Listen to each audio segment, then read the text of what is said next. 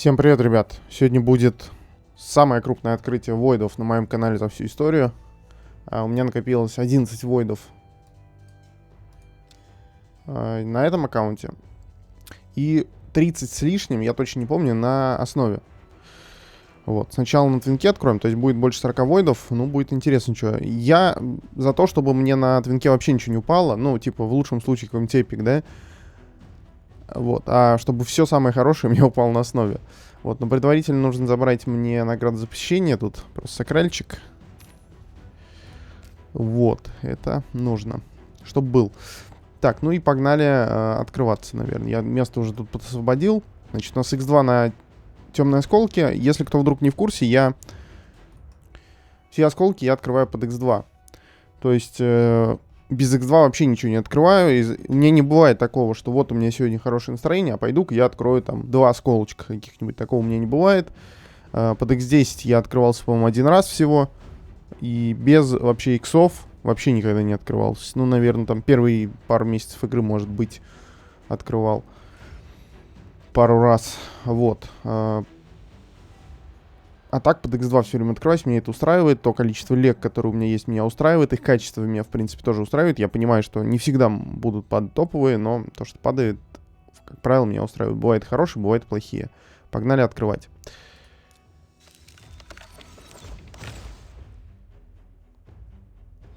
Вот я из тех людей, которым вот этот Шамаэль Инквизитор. Неплохой, кстати, эпик вроде как. Но я его не тестировал. Может быть, на этом аккаунте качаю, не знаю, посмотрим, протестировать. Ну, хотя здесь есть кого качать, здесь есть леги недокачанные. Надо их качать. Вот. Знаете, есть люди, которые мне пишут, что вот у меня все эпики, все леги... нет, не эпики. Все леги у меня упали без x2, да? Но люди пишут мне, что у них все леги упали без x2. Ну, фигня-то в том, что если ты открываешь без x2, да, осколки, значит, у тебя и герои падают без x2. А так как я открываю все осколки с x2, то у меня все леги упали с x2, да. То есть что доказывает утверждение, что у человека упали все леги без x2? Только тот факт, что он открывает без x2. Больше это ничего не доказывает. Стилет. Из рарок меня, в принципе, никто не интересует. Даже мученица. Я, кстати, не знаю, была ли она у меня на этом аккаунте. Не было. Но она мне не нужна. Блин, вот с одной стороны, я хочу, чтобы мне сейчас какие-то эпики, легендарки нападали, да? С другой стороны, я понимаю, что лучше они пускай упадут на основе. А здесь пускай рарки, пофиг. Пантера. Подозрительно много падает новых персонажей. Вот Пантера, Стилет, Шамаэль упал, да? Кузнец Боли, но он относительно новый. Он, конечно, постарее, чем те герои, но тоже относительно новый. То есть, не знаю, может быть, у них какая-то подкрутка стоит на новых персонажей. Исповедница старая. Эпик. Азур старый. Каждый удар с вероятностью 30% оглушения. Накладывает на всю команду, кроме себя, щит союзников. 50% 2 хода. Накладывает на себя щит силы 40% своего максимального здоровья на 2 хода. Раз в 4 хода. Щит союзников. А что-нибудь кроме этого он может делать? Наносит дополнительный удар, если цель... Ну, короче, такой себе. На КБ не очень зайдет, потому что кроме щита союзников и ауры от него ничего мы не получим на КБ. Вот. Ну и оценка у него соответствующая. Ладно, дальше.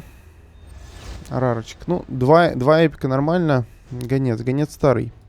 Вот. Ладно, я пошел на основу. По итогу на твинке что у нас упало? 2 эпика. 2 эпика. Это Шамаэль и вот Азур. Сойдет. Ну, мученица упала. Кому-то она нужна. Я не знаю, можно посмотреть, конечно, есть ли она у меня или нет.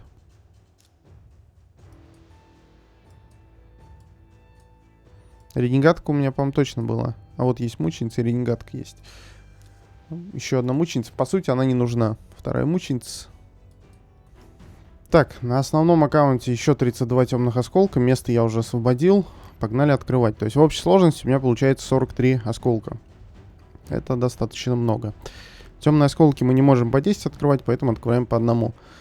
Я там не делаю никакие танцы с бубнами, не одеваю шапочки из фольги, не делаю никаких там дополнительных открытий зеленых осколков и так далее. Это все полная фигня.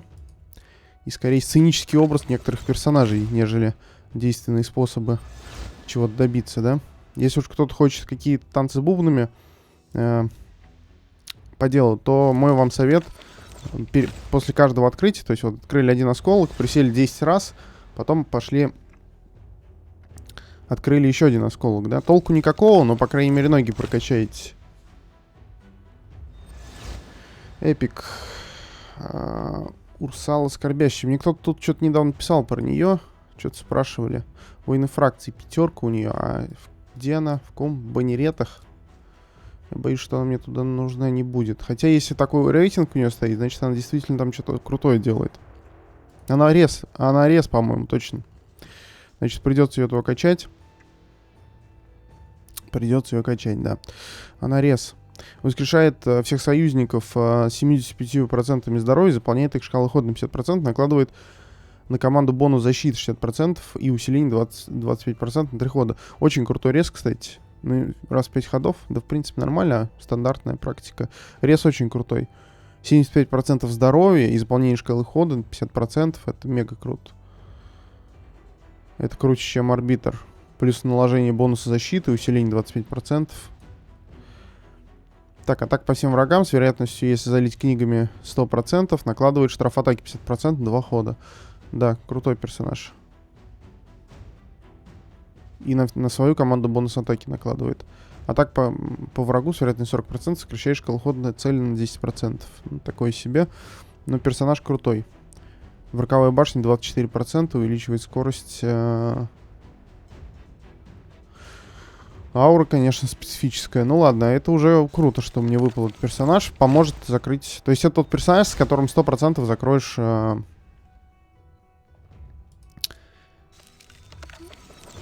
эту крипту банеретов. Наверное, это будет сейчас приоритетный герой для прокачки.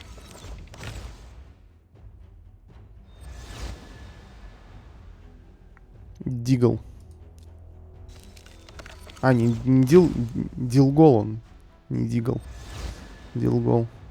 Ну где мои леги-то? Хочу легу.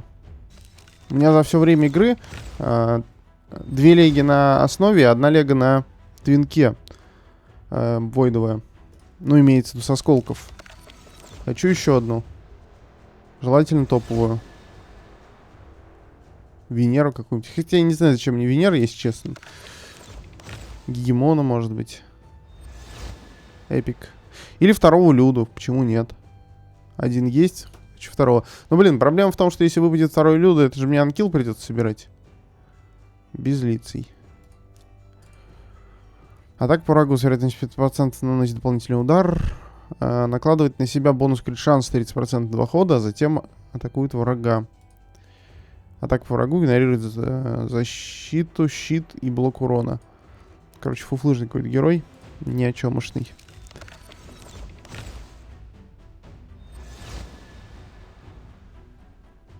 Жало. Легу или Люду? А мне падают рарки, мученица очередная. Мне тут человек написал, что вот, я играю полгода, осталось выбить только мученицу, и я буду забирать 6 КБ анкилом.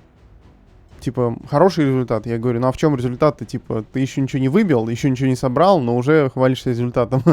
Очень забавно такое читать. Ну, то есть, типа, там ему эта мученица может падать еще год. Но мы же все прекрасно знаем ситуации, когда у людей там играют там полгода, год, а у них ни одной ХС, да. Но часто такое люди пишут. Периодически, по крайней мере, да. Я не говорю, что это постоянно такое происходит, но периодически у людей такое происходит. Соответственно, этому чуваку тупо может там год не падать мученицы, да. А он уже рассказывает о том, что вот он играет полгода и почти собрал анкил.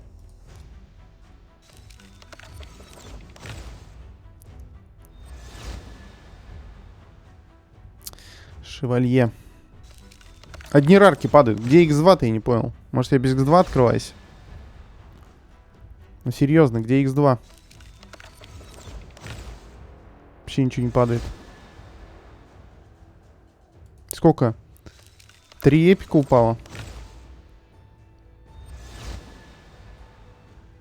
Ну, за такое невезение из последних 12 должна упасть лего по-любому. Эпик. Опять Азур, что ли? Ай-яй-яй-яй.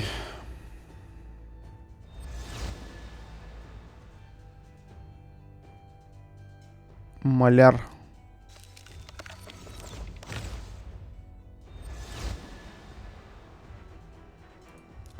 Когда тебе рарки сыпятся с синих осколков, это норма. Но когда тебе столько рарок падает, блин, с войдовых, прям сердце кровью обливается. Ты, блин, 1,5 месяца колотил эти войды, со всех турниров пытался забрать войды, да? А тебе вот всякая фигня типа Центуриона падает.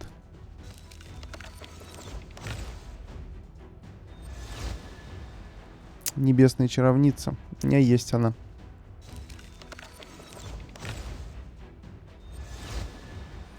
Но, блин, я что-то уже не надеюсь на легу, если честно, 5 сколков осталось.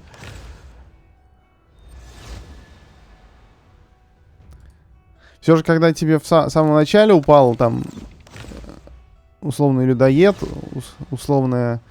Да ну какая нафиг Сувая, вы серьезно, блин? Условное лего, это намного интереснее, да, чем вот тебе остается 2 осколка, ты надеешься, что вот сейчас выпадет лего, да? Но нифига не выпадет тебе.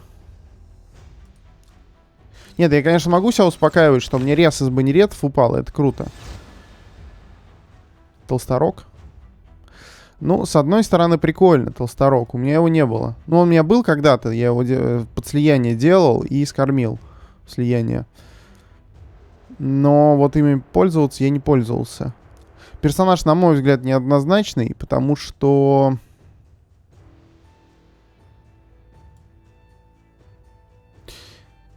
Ну, в принципе, можно будет его качнуть, потому что мне как раз нужен... У меня 4 героя, вкачанных из оборотней, да, то есть это персонаж из оборотней, которого можно вкачать. Он неоднозначный, почему? Потому что...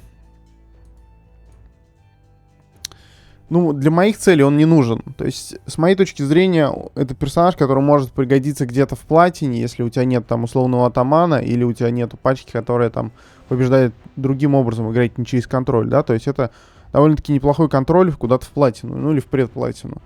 Почему именно туда? Потому что там встречаются довольно-таки часто сеты иммуна, а это контроль, который контролит через сеты иммуна, да. То есть у нас, собственно, не так много героев, которые на это способны, это условный Разан, то есть с массовым сокращением полоски хода всем героям, да, и вот герои по типу Толсторога, по типу Атамана. Возможно, есть еще какие-то герои, я точно не уверен. То есть им насрать на сет иммуна, и они... Разан режет полоску хода всем, если у него хватает меткости, а Толсторог и Атаман, они ставят все навыки на перезарядку. То есть вражеские герои будут бить только с базовых навыков, да, потому что у них все навыки будут стоять на перезарядке, и им насрать на сет иммуна. Атак по всем врагам продлевает перезарядки всех навыков цели на 2 хода. Но там, по-моему, эта механика работает так, что по факту получается 1 ход, потому что они, когда до них ход доходит, они уже ходят, и получается, что они в этот ход не ходят с этих навыков, а в следующий ход уже смогут сходить, да?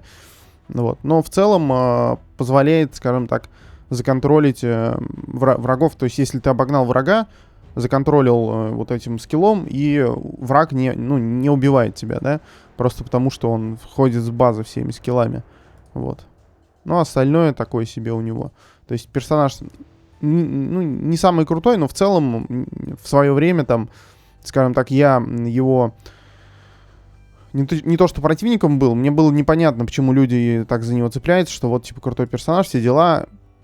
Потом, конечно, скажем так, правда выплыла наружу, в том плане, что люди, которые за него там топили, что он там крутой и так далее, они сами не понимали, в чем его крутость. То есть мне рассказывали, что вот он крутой, он там может контролировать, не у всех там есть другие персонажи контроля массового на арену, да, а на самом деле в том, что он один из немногих персонажей, который способны контролить врага через сет иммуна, да? И почему-то вот именно это люди, которые про него писали, что он крутой, они не понимали. Ну, точнее, когда я им говорил-то это, они, может, и понимали, но сами они до этого дойти не могли. То есть они просто наслушались чужого мнения, что им говорили, что вот он крутой-крутой, а почему он крутой, они не понимали. Но вот, насколько я понимаю, его самая большая крутость в том, что он контролит вражескую команду через сет иммуна.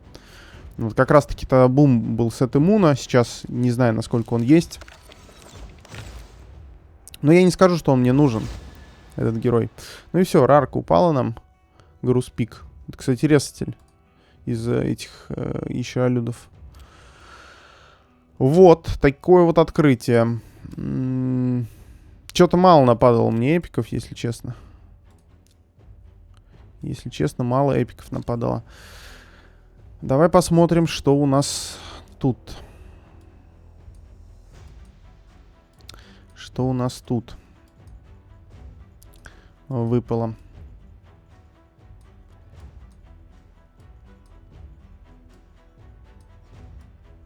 Раз, два, три, четыре, пять, шесть. Ну, хотя 6 эпиков нормально.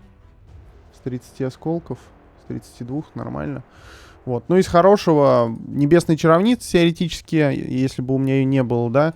Очень круто, что упала у меня Урсула. То есть это рестль из банеретов, причем крутой рестль. Да, и Толсторог, ну, типа окей.